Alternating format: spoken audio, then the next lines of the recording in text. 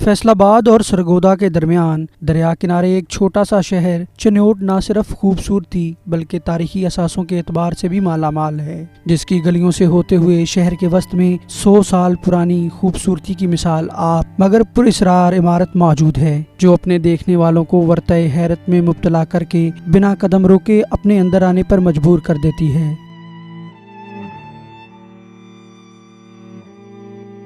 ये इमारत तहखानों समेत 5 मंजिलों पर मुश्तमिल हुआ करती थी, जिसकी ऊपरी 2 मंजिलें साहिबे इक़्तिदार आने वालों की अदम तजही के बाइस आहिस्ता आहिस्ता झड़ चुकी है। आबादी से पहले 14 मरलों पर मुहित ये इमारत दूर दराज से भी देखी जाया करती थी। मैं बासियत लाइब्रेरियन यहाँ काम कर रहा हूँ और यूँ तो मुझे अपनी मुलाजमत में रहते हुए 30 साल हो चले। इस दौरान यहाँ एक और जगह म्यूनसिपल लाइब्रेरी है, वहाँ भी काम किया और जनाब स्कूल में भी काम किया और फिर इस उमर हयात महल में भी काम कर रहा हूँ।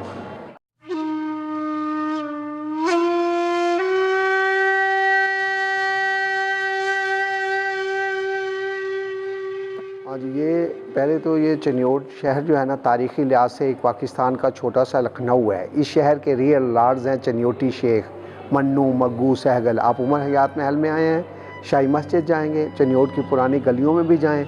पुराने महलों में जो पुराने मकान आते हैं एक्चुअली महल ही हैं। इस शहर में एक महला कलकत्ती है, उसके सारे रहने वाले चन्योट के शेख कलकत्ता में बिज़नेस किया करते थे। वो मिसाल के तौर पे बताऊंगा कि उस वक्त गोरे की हुकूमत थी, 2 रुपये ट्रेन का किराया होता था यहाँ से कलकत्ता जाने को। सो ये उस दौर की बात है। उमर हयात भी वही था जिसका ख़ानदानी या आबाई शहर चन्योट था, उसका बिज़नेस कलकत्ता में था। उस कलकत्ता से कमाई दौलत के ज़रिए उसने ये 14 मरले पर 4 लाख रुपए की लागत से 1921 से 30 तक तकरीबन 10 साल में ये 5 मंजिला महल बनवाया। लेकिन उन्हें खुशियाँ रास नहीं आई, महल में सिर्फ 5 साल रह सके। 1935 में वो वफ़ात पा गए। वो करीब कब्रिस्तान है, वहाँ दफन है। दुख भरा मामला ये हुआ कि उनका एक बेटा था, बाप के मर जाने के बाद उसके बेटे की माँ ने चाहा महल में खुशियाँ आ जाएँ, महल के वारिस पैदा हों। इंतहाई धूमधाम से शादी की, बड़ी एंटीक नोयत की। शहर चन्योट की पहाड़ियों पे चढ़ के ढोल बजाया गया। कहा गया जो ढोल की आवाज़ सुने समझे शादी पे बुलाया गया है, जो पकते हुए खाने का धुआं उठता देखे समझे इनवाइट किया गया। इतनी बड़ी अरेंजमेंट्स, इतने बड़े इंतजामात। बस अल्लाह का अमर गालब रहा कि उनका अकलौता बेटा अपनी शादी की अगली सवेर को अपने ही वलीमे वाले दिन, जब खुशियों का आरूज था, करीब के बाथरूम में नहाने गया। सर्दियों के दिन थे, वहाँ कहीं कोयले की अंगीठी जला रखी थी। वो कोयले की गैस के जहरीले असर से उनके अकलौते बेटे गुलजार की दम घुटने से मौत वाक़या हो गई। यूँ खुशियों का माहौल गम में बदल गया। उसकी माँ ने कहा जहाँ ज़िंदा नहीं रहे मर के तो रहें। अपने बेटे गुलजार को महल के अंदर ही दफन करवा दिया। उसके 1 साल बाद माँ भी रोती धोती कब्र को बोसे देती मर गई। उन्हें वसीयत के मुताबिक बेटे के पहलू में दफन किया। ये महल अपने रहने वालों का मिज़ार बन चुका।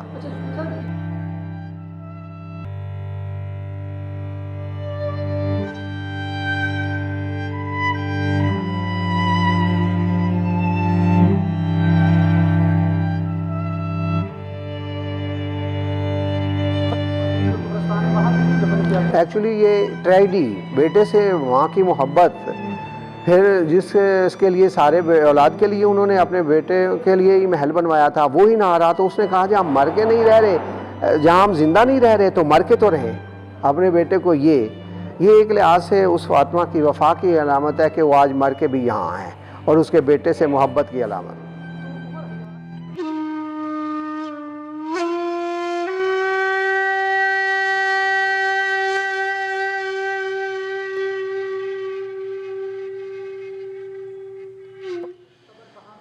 वो इसी शहर में झंग रोड पर कदीम कब्रिस्तान है, पीर हाफ़िज़ दीवान जनाजे का, वो वहाँ दफन है। और ये उसकी कब्र की पहचान ये है कि ये जो टाइल वर्क आपने यहाँ ने देखा, वहाँ महल की बच जाने वाली टाइलें उसकी कब्र पे पूरी आ गई।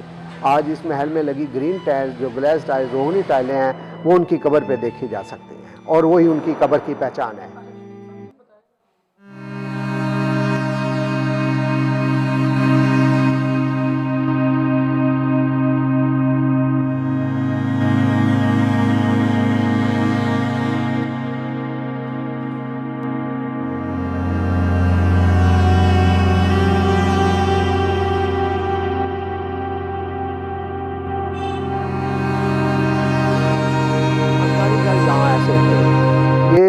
3 सदियों की बात है जब से ये फर्नीचर का काम डेवलप हुआ। यहाँ शाहजहाँ का दौर जो रहा ना, जब शाही मस्जिद चिन्योट बनी तब से वो सहारनपुर से पत्थर तराश आया। अब हर दौर में पत्थर तराशी तो ना रही और ना बादशाहत रही, तो वहाँ के आए चिन्योट में आए पत्थर तराशों ने फिर लकड़ी पे किस्मत आजमाई की। यूँ सहारन बरादरी भी है, वहीं राजपूत के राजस्थान के राजाओं के महल बनवाने वाले पिरजा बरादरी, वो भी नकल मकानी इस्लाम कबूल किया तो सिखों के जुल्म सितम से बचने के लिए वो चिन्योट आ बसे।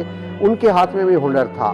पिरजा बरादरी, सहारन बरादरी और आवान जो यहाँ की है खोखर बरादरी, अलवी बरादरी, ये 3 बरादरियाँ अलवी और पिरजा सहारन, ये 3 बरादरियाँ इस काम में शोहरत रखती हैं। अलवी बरादरी यहाँ के मुकामी थे, जबकि पिरजा बरादरी और सहारन बरादरी ये नकल मकानी करके आए हिंदुस्तान से। तो ये उनके हाथों का वो हुनरमंद यहाँ बसे तो चिन्योट में। दूसरा फिर चिन्योट के शेखों ने उम्दा मकान बनवाए तो फिर ये भी एक सबब बना कि यहाँ सभी मेहनत का इकट्ठे हो गए और फिर उनके फ़न को दाद इस सूरत में मिली कि यहाँ शेख बरादरी ने उम्दा महल घर बनवाए और यूँ ये अच्छा काम उनका डेवलप हुआ।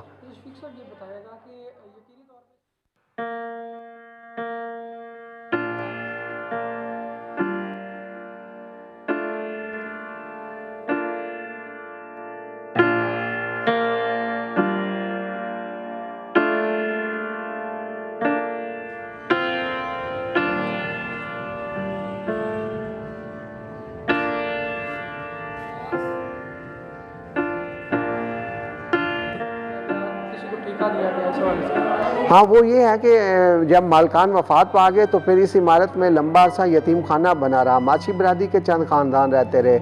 उनसे फिर 1990 में डिप्टी कमिश्नर मोहम्मद अतर ताहिर, उन्हें पुराने कल्चर से लगाव था। उनके मुआवन थे डॉक्टर मोहम्मद अमजद साकब साहब, असिस्टेंट कमिश्नर। उन्हें भी पुरानी तहजीब से लगाव था, पुरानी सिकाफत के वो दिल दादा थे। उन्होंने इस पुरानी तहजीब को बचाने के लिए इसे गवर्नमेंट के तहवील में ले लिया, इसे रेनोवेट करवाया, इसका पहले वाला हुसन बहाल किया।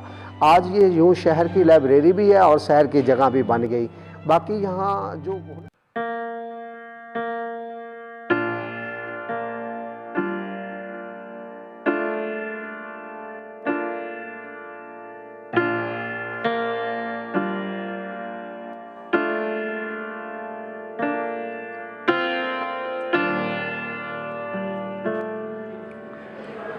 बिस्मिल्लाहिर्रहमानिर्रहीम। मैं जी अक्सा हयात लाली, डिस्ट्रिक्ट प्रेसिडेंट चिन्योट। आज उमर हयात महल में हमारा विज़िट है और मुझे खुशी महसूस होती है कि आज भी इस तरह की खूबसूरत जगह हमारे शहर में मौजूद हैं और ये बहुत बड़ा चिन्योट की आवाम का एक असासा है। अस्सलाम वालेकुम, मेरा नाम है सहरिश काज़मी और मैं चिन्योट की ही रहने वाली हूँ।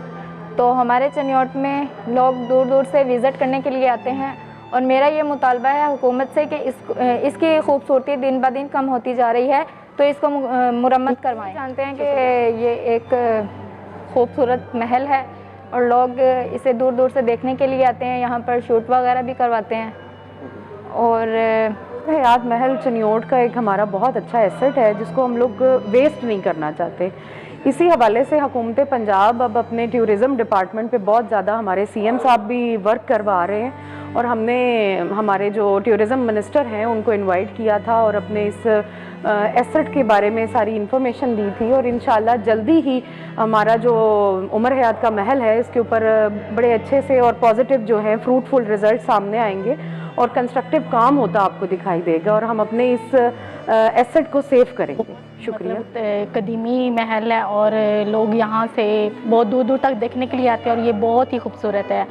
इसका सारा काम लकड़ी का हुआ है और ये बहुत खूबसूरत है।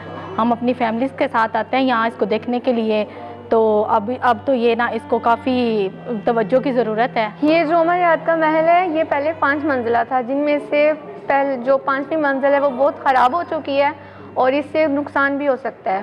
बाकी यहाँ जो हुनरमंद ऐसे आए, मतलब उस्ताद इलाही बख्श पिरजा एक चोटी के कारीगर हुए हैं, उनकी कब्र पे चले जाएं तो लिखा है बाबा ए कौम। सारी तरखान बरादरी अपनी कौम का बाप कह रही है। वो मर गए हैं लेकिन आज उसका फ़न भी जिंदा है उनका, कि आप मार्केट में जाएंगे हवेली बेड, झरोका बेड, इस यहाँ से नमूने लिए। उस्तादों का किया काम है आज भी कदर व कीमत पा रहा है और वो खासे बिक रहे हैं।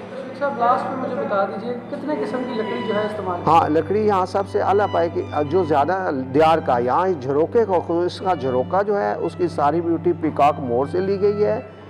वो उसे किसी ने बेहतरीन शानदार टाइटल दिया, लोग उसे कह रहे हैं पोएट्री एंड वुड, यानी लकड़ी में की गई जैसे शायरी हो। तो वो उसमें आला पाए की शीशम की, और वो उनके यहाँ लकड़ी का एक म्यार होता था, वो 100 साल से लेके 500 साल तक की ऐसा ट्री इस्तेमाल करते थे।